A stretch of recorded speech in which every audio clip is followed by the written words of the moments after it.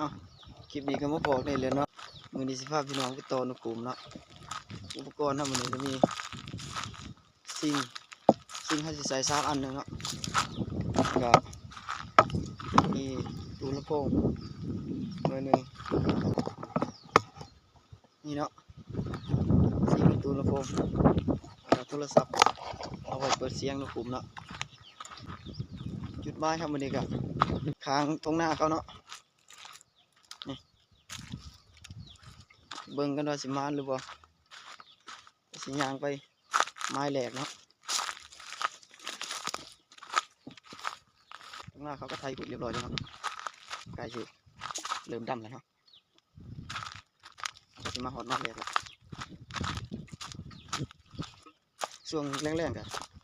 มีเสียงมันห้องอยู่เนาะเที่ยงนี้เนาะแต่มาต่อเบิ่งดูว่ามันจะเข้าหรือบ่แค่นี้แหละ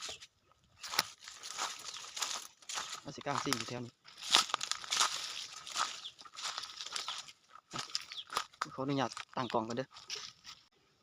เดี๋ยวสิกลางซิ่งกันเนาะ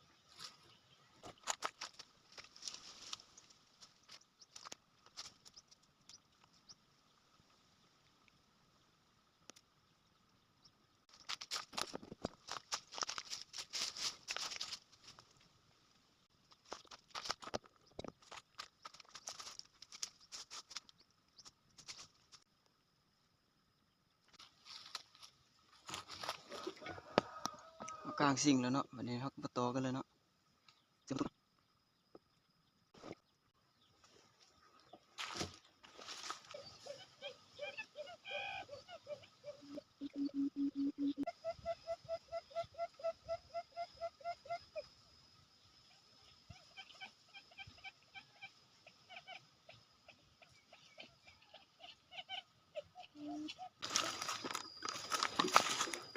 มาแล้วพี่น้องมาแล้วนี่มาแหลกกับเขาไปตัวหนึ่งเนาะเห็นบ่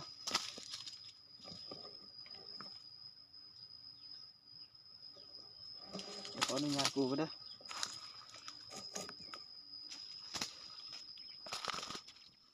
เด็กเห็นนกเขาก็ได้บางคนใหม่ใส่ไหมใส่กระตุกเอาหาแนวใส่บ่ทัน